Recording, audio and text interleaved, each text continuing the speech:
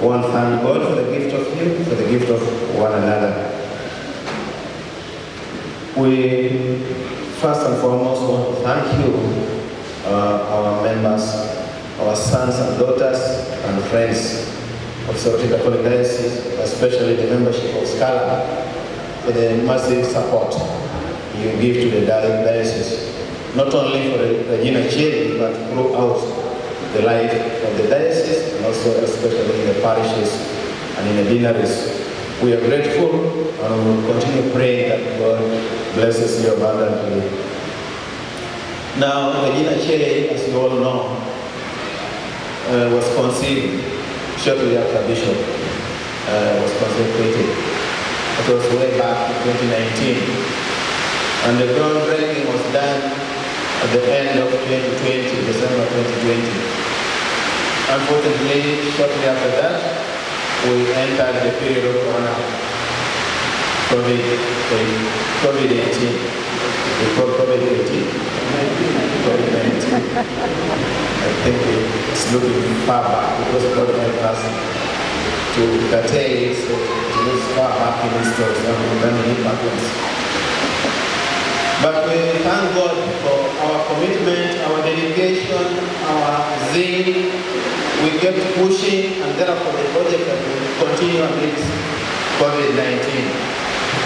And with our efforts, we want to thank God that by the end of 2023, last year, December, we had successfully concluded the most difficult part of the work, of the building. Most difficult, but also most expensive. That is the substructure. Thank you very much.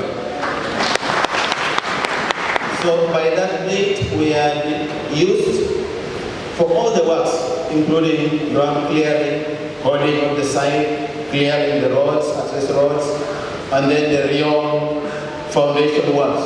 We had used Uganda shillings 2.8 something, 2.8 billion something Uganda shillings. Isn't that great? And what is very, very wonderful about this is that all this money, I would say literally, all this money came from within the diocese, within you. Very, very minimal, if any, came from outside Uganda.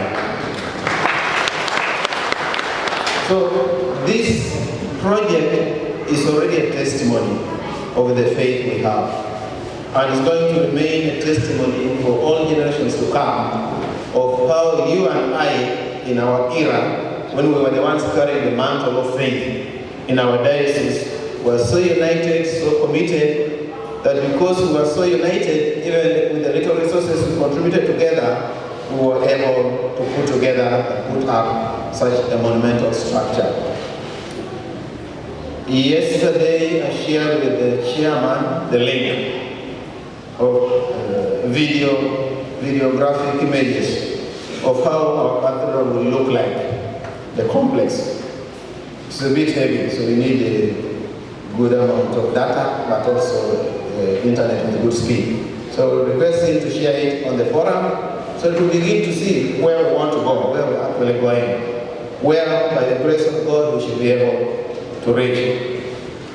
Then also secondly, there's a more comprehensive report that I have shared with the team, organizing committee, but because this booklet could not be so big, they had to limit it, so they have cut off some of the parts. Where we have displayed also a table showing the contributions of the respective constituencies, parishes, including Scala. So I request that also be shared in the Scala page, so that we're able to see which parish is doing well and which parish is struggling. The purpose is also that so that when you're contributing well as Scala and within Scala, you're also mindful about your own parish back at home and supporting, not only with finances, but especially technically. Whenever you're at home, make it a point to call on your parish priest, call on your chairman, parish council, look for the Regina Caeli coordinator. Every parish has a Regina Caeli resource mobilization coordinator. Look for any of those three persons, especially the parish priest, and ask him to share with you what are the strategies they're using to mobilize resources, not only for Regina Caeli, but also for the development of your parish. Then compare that with what you people are doing at Scala, the ideas you're getting from your place, the ideas you're getting from all of those associations, and take that knowledge and that skillfulness back home to help to mobilize our teams at home. So every parish begins to benefit from our sons and daughters in diaspora. That's our pay. Once we do that, the fire you people lit, the members of Scala, starting from the day of the homecoming, when we brought home to Soroti our Mgole to prepare him for the consecration, that fire is what is pushing us up to now.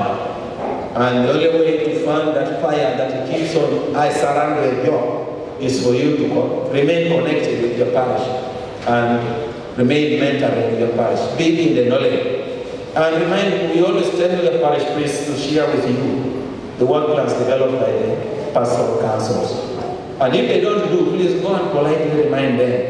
So in fact, we also have a few ideas. If you share with us the parish work plan, pastoral plan for this year, we would also look at it and maybe give ideas. By doing that, we'll be building a very, very strong and collaborative church. That is our aim.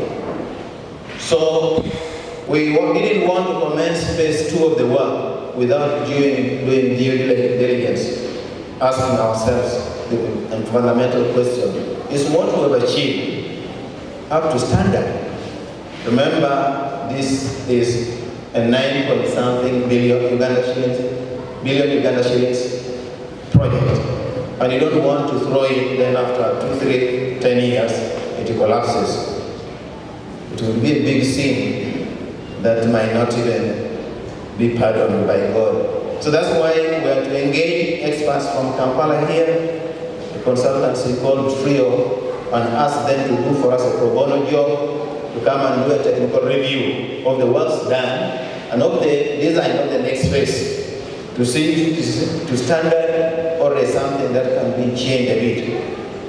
So I want to thank God and thank very much our technical engineering team led by Engineer Albert Olegia. The findings of the technical review showed that the work done is beyond the standard, because the engineers that Trio engaged, the firms that do quality assurance, when they went to test the concrete, they were able to confess that not even in Kampala have we ever come across concrete to this strength. So that was the testimony. So they cleared us to go ahead. They only made some recommendations on the type of roofing based on practicability, which the technical and review committee of the project, okay, so it saw a lot of sense in it. So we commenced on the second phase of the works, that is the superstructure, with the raising of the columns. And in the booklet on page 14 of the booklet, you can see that the columns have started going up. So I want to thank you. The monies we have in account right now are slightly over 200 million only, and that is little. And I want to thank many of you have contributed to that through the strategies of buying Regina Caeli plot, constructing Regina Caeli pillar of different sizes. Those have been the major avenues. But also a big fundraiser for Regina Caeli, the biggest one, that who has made our work very, very successful, is none other than Papa Bishop himself. So a round of applause to Papa Bishop. He has pastoral safaris every week in the diocese to parishes. And every time he goes to the parish, it gives the parish leadership an opportunity to mobilize the whole parish to put together resources for Regina Caeli, just like we're also doing here today. So the work is in progress. I want to call upon you to be proud of yourself. This is no mean achievement. What we have done is about a third of the work. So we need only now to double the effort. A Cathedral. monumental structure that is going to be an icon for Soroti City. But when you talk about Soroti City, the biggest landmark in Soroti City will be this cathedral towering with 3 towers, gigantic towers, that if you climb one of them, you're able to see the whole of Soroti. Not only an icon for the city, but also the pride, the legacy, a spiritual resource that you and your children will be talking about. You'll be telling your children that I and your mother contributed to the building of Regina Caeli. And when they learn that, then they realize that they have roots in Regina Caeli. And by so doing, you are contributing to the families that your children, grandchildren, great-grandchildren will be family rooted in the Catholic faith.